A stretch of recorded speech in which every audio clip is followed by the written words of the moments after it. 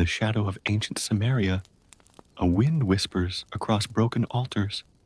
It carries the scent of incense and blood, echoing with the memory of a queen whose name would become a curse.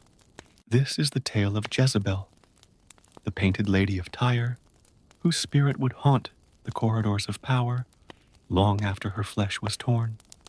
From the gilded towers of Tyre, she came, daughter of kings and priestess of Baal.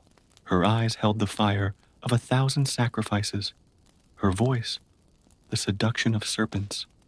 In Tyre's temples, she learned the arts of manipulation, the whispered prayers that bend men's hearts to darkness.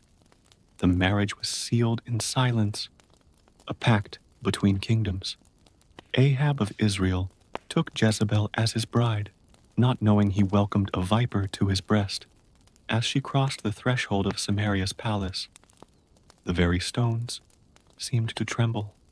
The old gods of Israel turned their faces away, sensing the coming storm.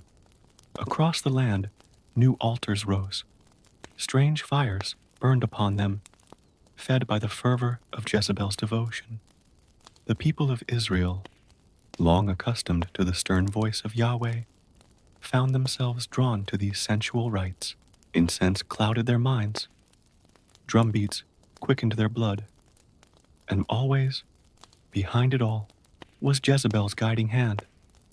The prophets of Baal multiplied like locusts, their voices a cacophony, drowning out the whispers of the true God. They danced and cut themselves before their altars, crying out for fire that would not come. And Jezebel smiled, for each drop of their blood was spilled in her name as much as Baal's.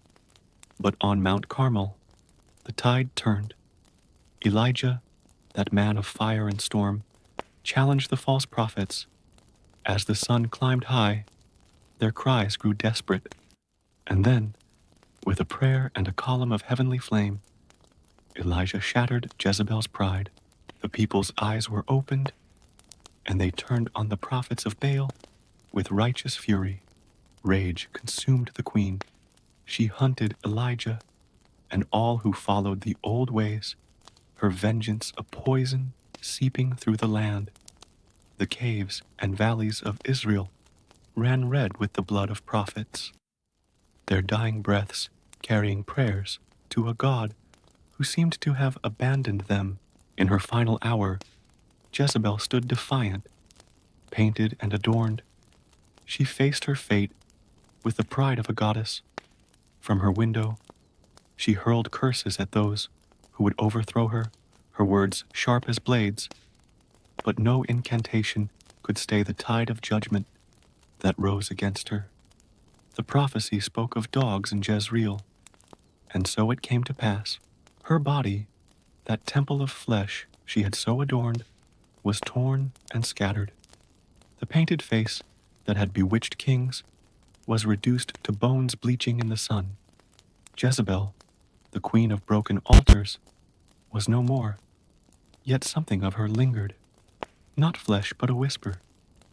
A spirit that dances in the shadows of power, that whispers of pride and domination in the hearts of those who would use faith as a weapon, who would twist devotion to serve their own ends. The spirit of Jezebel lives on.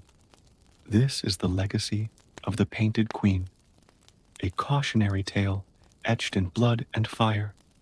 Her name echoes through the ages, a warning to those who would set themselves above the divine.